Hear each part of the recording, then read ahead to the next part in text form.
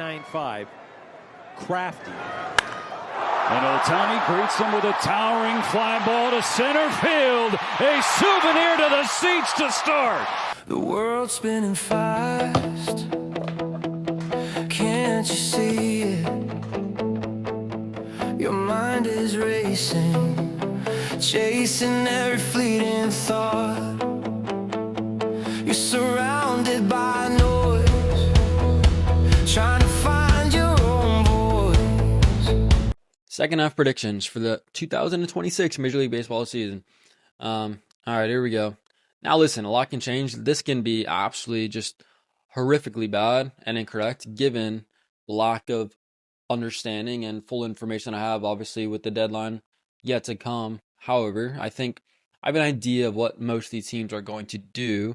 Obviously, all of them are going to buy those that I'm going to proclaim that are going to either win their division or make a wild card spot. But I'm not going to pick I'm not going to pick the Rockies to make it to the playoffs, but I don't know the specific moves. But with that said, enough of the preamble. I'm going to get straight to the predictions. We'll start with the National League. National League East.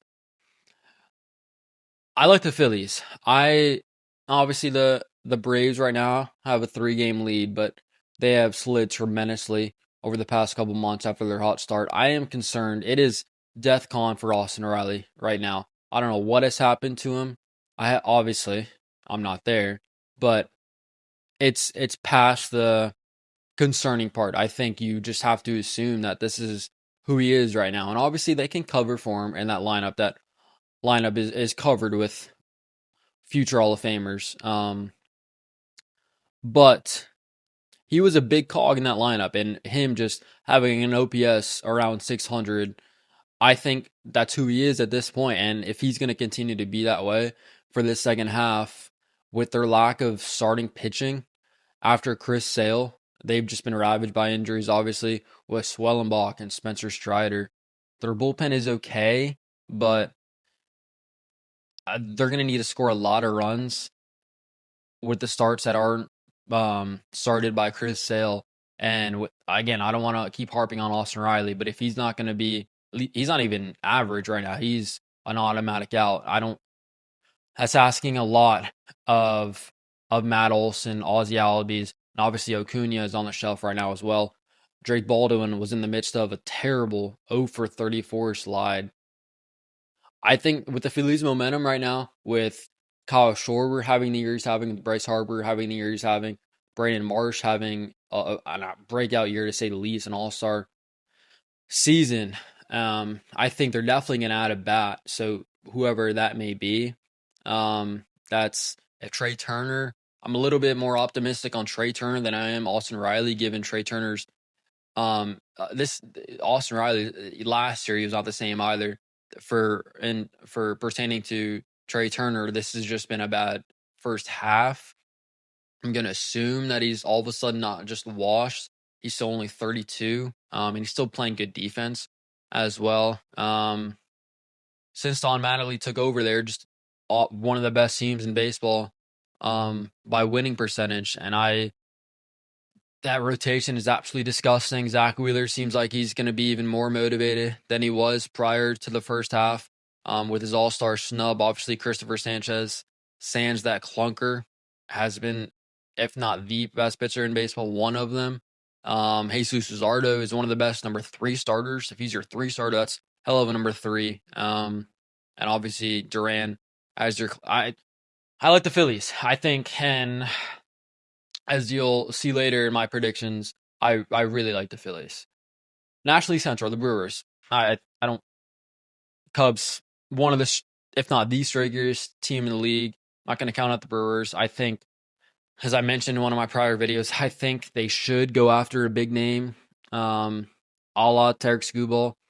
I don't know if they will. If I had a bet, I don't think they will. But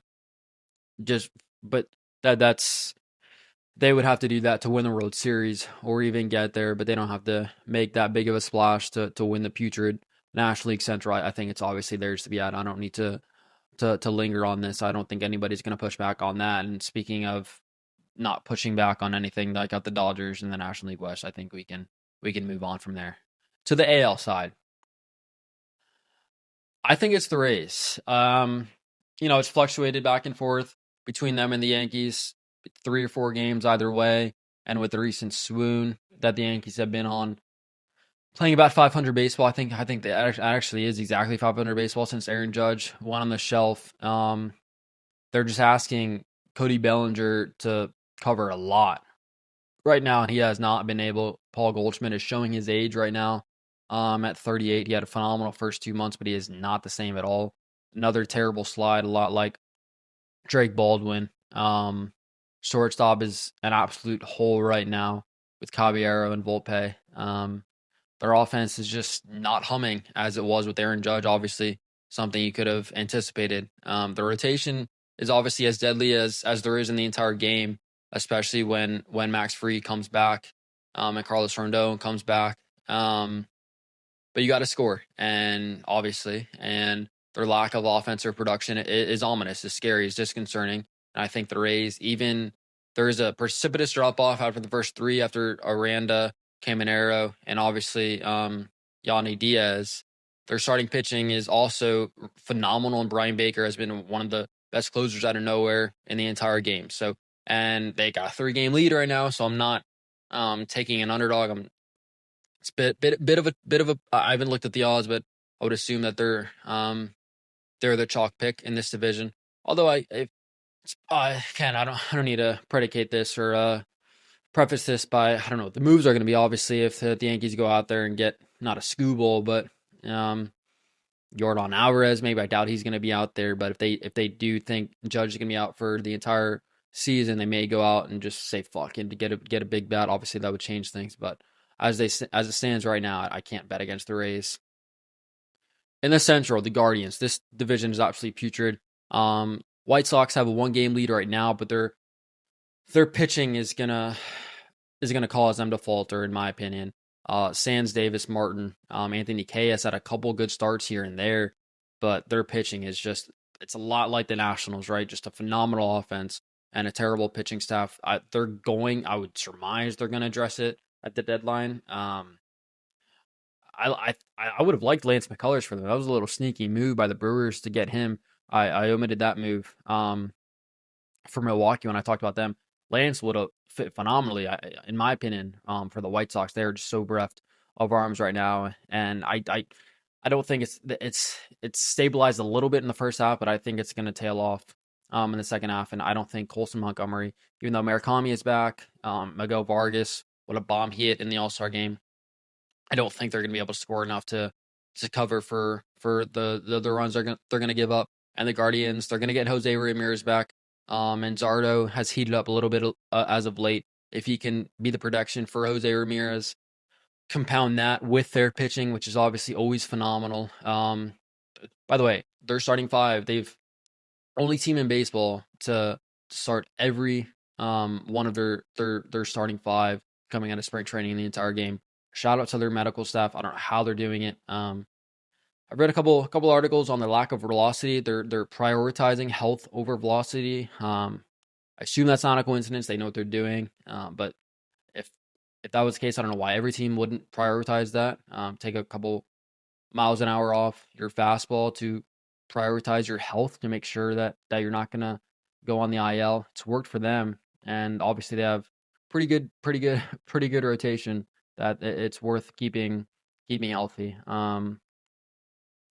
Yeah, Hunter Gaddis has been phenomenal out of the pen. I don't like that. I think they're going to get clipped in the first round. I'm not going to proclaim that the Guardians are some juggernaut. They are not. In most other divisions, not the West, AL West would be the same predicament. But if they're in the National League, I don't think I would even pick them to win to let alone win a division, but make the playoffs. But in this abominable division, they will win the AL Central. The West, man, same scenario, right? I like the Mariners. The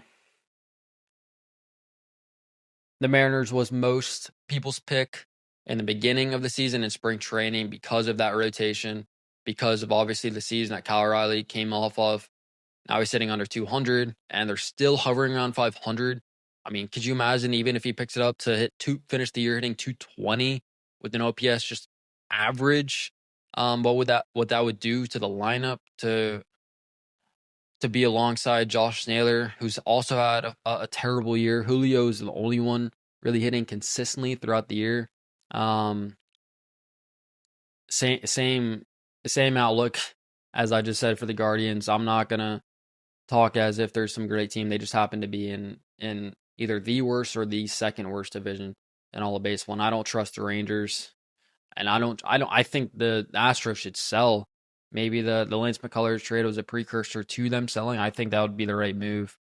I think their window is done. I think they could get a haul for not a Jordan. Obviously, they would get a haul for Jordan, but I don't think they should trade him. I think there's some guys that are just off limits, and I definitely think he should be one of them. That bat is just unbelievable, and he's still in his prime. There's no reason to just assume he's going to tail off in the next couple of years, and he's signed for a reasonable contract. But they could get a haul for Jeremy Pena, a Josh Hader, couple names that are escaping me right now. But that would be a quick. They wouldn't trade Altuve, obviously. That would be a Christian Walker is the other name. I was thinking of that would be a quick rebuild. If they did well in those trades, and you would surmise they would, you trust that front office that they would be back next year. And I think they should do that, even in a bad open and bad American League. If they get hot, and if they were to add, they could sneak into the playoffs and potentially make a run. But to what end? Mortgage your future to just get demolished by either the Phillies or obviously the Dodgers, even the Brewers, most likely. I guess making it to the World Series is certainly an accomplishment, but to what extent? I think they should definitely sell, and that is under the guise of my Mariners pick as to why I picked them to win the American League West, because the Mariners will certainly not sell. To the wild card teams, the Yankees, obviously, they got to be the wild card number one. I don't see them edging out the Rays, but they'll certainly be the first wild card team, just by default, as I keep reiterating of how bad the American League is. The Rangers will be my second wild card. I think they're a little bit sneaky. I think they could be a team that gets hot later on. Corey Seager is having a terrible season, but Jacob deGrom, their pitching staff is holding them together. It's a complete antithesis of their World Series run a couple years ago, where their offense was carrying them and their pitching was suspect. Complete antithesis. Their pitching staff has been phenomenal. If their bats can get going, and they have the back of the baseball card says they should potentially, especially obviously Corey Seager and Brandon Nimmo. I don't know. I'm just picking. I got to pick somebody, obviously, and the Orioles. I think the White Sox falter. I think they're the phenomenal start. The future's hilariously bright. They did phenomenal. The Garrett Crochet trade. Montgomery looks like a star. Colson, that is. Brandon Montgomery looks like he could be a star. Kyle Teal looks like a future backstop for a decade. They just need pitching. And throughout 162, I think eventually it plays out where you get exposed if you don't have arms, and they just don't. So I don't see them making the playoffs. I think the Orioles find a way. I think Adley will be very motivated. He's going to his free agency after next season. There's talk about maybe him being traded at the deadline, because they have Samuel Basallo locked up as their longtime backstop catcher. He's heated up as of late. He's a big bat for them. Obviously Gunnar has been disappointing, but his OPS is still around 700. If he can get going, which obviously his talent says he should, that it's a good fucking offense. Obviously with Pete Alonso as well. Jackson Holiday has been terrible, but I think the Orioles. I think their offense is so good. I think they could eke out a couple wins to get them into that final wild card spot. Although the bullpen does scare me. Felix Bautista being out hurts, obviously. To the National League, wild card number one, the Atlanta Braves. I have the Phillies winning the NL East by default. Same scenario as the American League East. The Braves will be the first wild card. I'm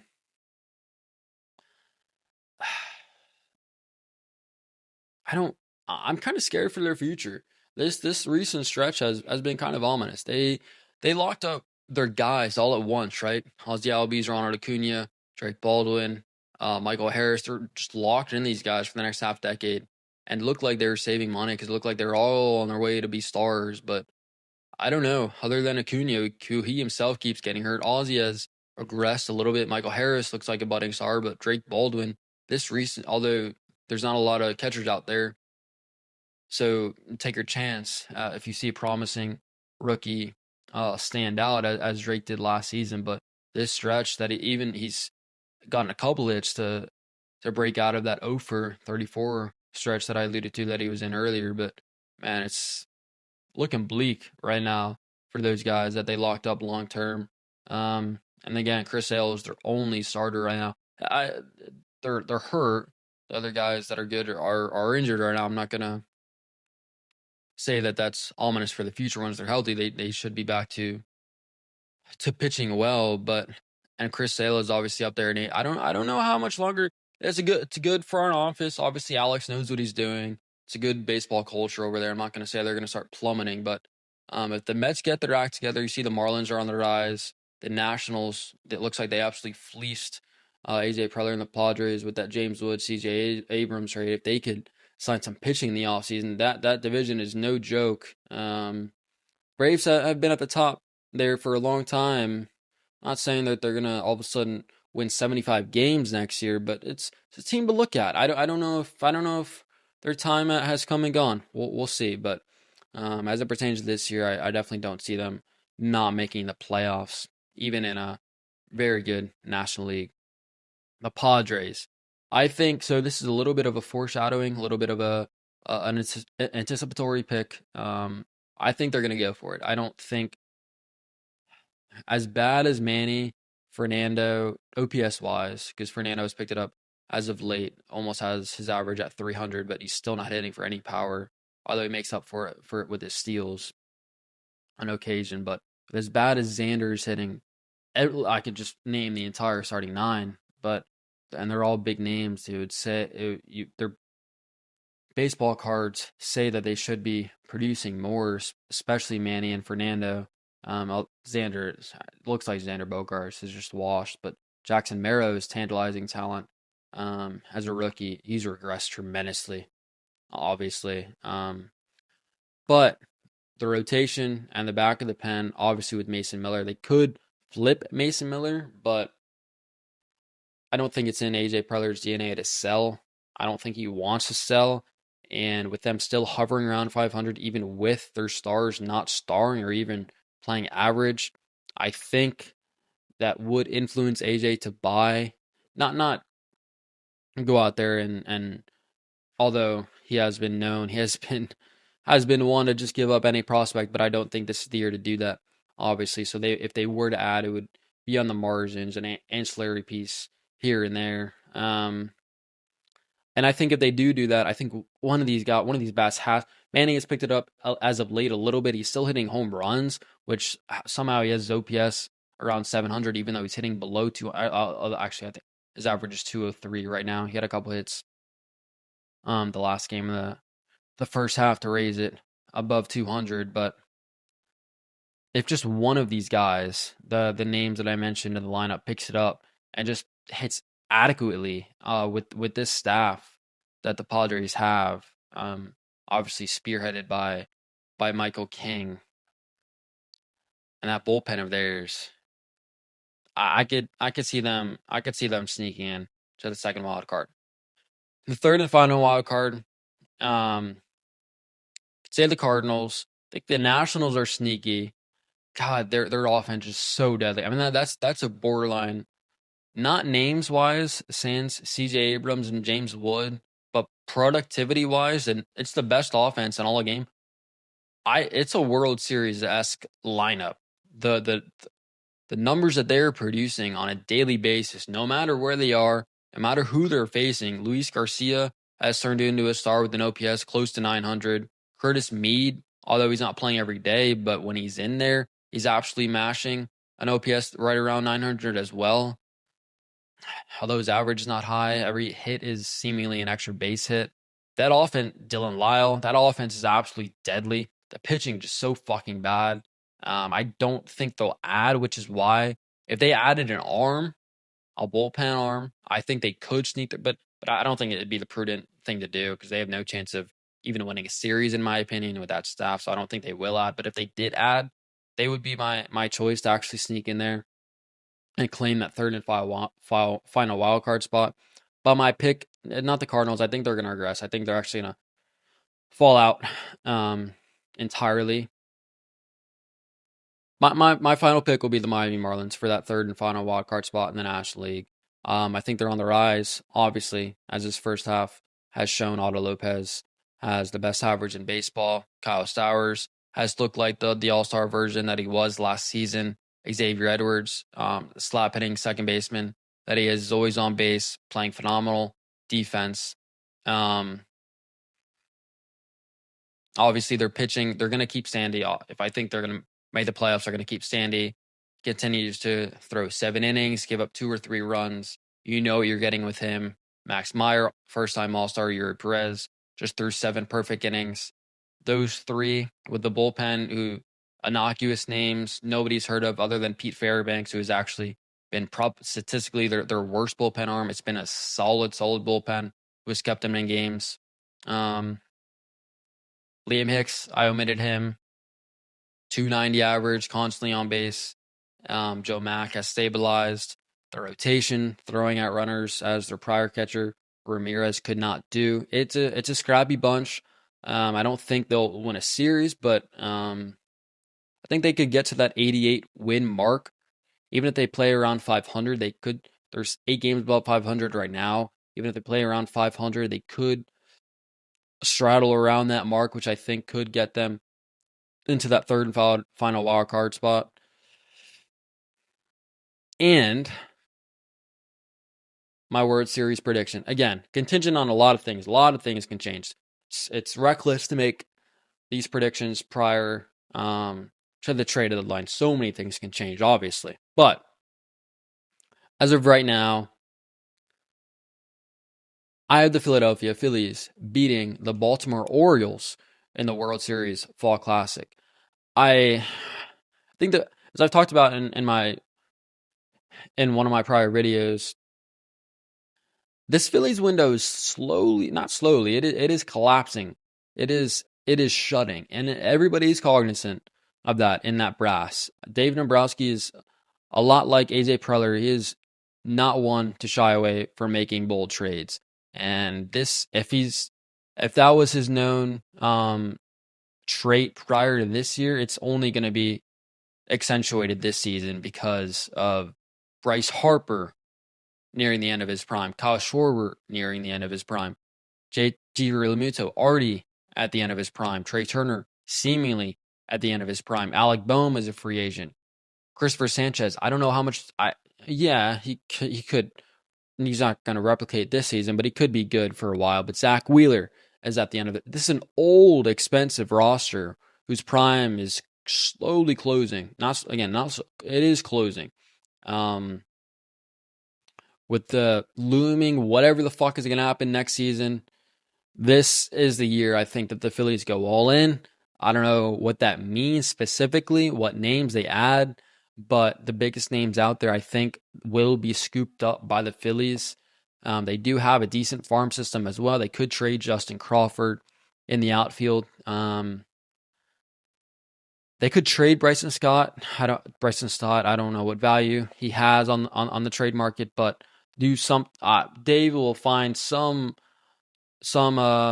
unique trade to get something done and add tremendously to this roster. I really believe that. And as I've said, they've had one of the best records in baseball since Don Mattingly took the helm as manager. And when you have a Bryce Harper and Kyle Schwarber hitting the way they do, hitting a double, hitting a home run every single time they get to the plate, both with OPSs over 900, you got a chance. And obviously with that rotation, it's as good as there is in the game, even with Aaron Nola being one of the worst pitchers in the game. Those top 3 in particular, just putting up zeros after zeros. And obviously the closer, as I mentioned, Duran, that 2 stars in the lineup, 3 stars in the rotation, and a shutdown closer. That portends phenomenal things. And I really like them. And the Orioles, that's a sneaky pick. I that offense, I love that offense. I know they're not even in the playoffs right now, but I think if they do get in, which I'm predicting, they're going to be hot. They're going to be they would have to be one of the hottest teams in the game. And with that offense, I think Gunner's going to get going. His talent is just too good for him to be mired in this average productivity lane. I think Adley is going to be tremendously motivated. I think he's going to get traded in the offseason prior to his contract year. And it's Gunner, Adley, Pete, Colton Cowser could pick it up a little bit. That offense is phenomenal. So that's my predictions. Probably all wrong. But the truth feels so distant, like a dream.